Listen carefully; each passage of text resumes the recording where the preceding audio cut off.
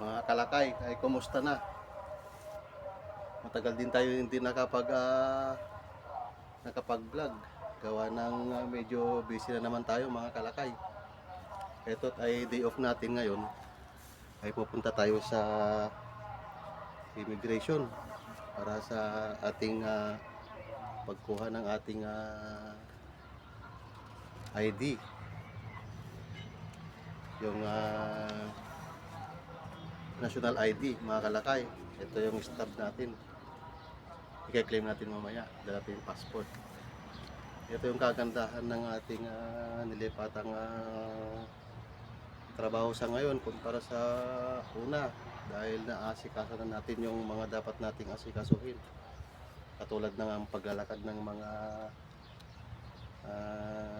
dokumento, dahil napapabayaan na natin mga kalakay. Ang laki ng ginastos natin para lang sa dokumento.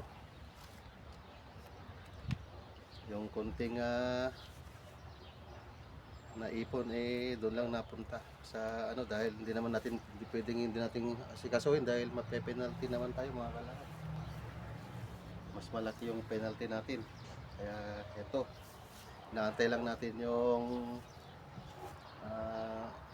susundo sa atin, dahil medyo may kalayuan yung immigration dito mga kalakay. Tsaka mahirap ang transportasyon, kaya yun, antay-antayin lang natin yung service. Kaya nga pala, hindi na masyadong malamig dito. Kahit pa paano, nakakapagsuot na tayo ng mga ganitong mga roba.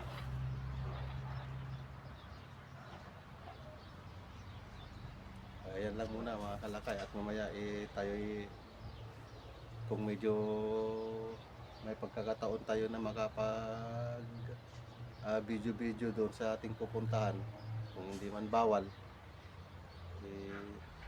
subukan natin mga kalakay para ma-update natin yung susunod na mangyayari, kung ano man yung susunod. Ay siya mga kalakay, maraming salamat muli. Magandang araw sa ating lahat.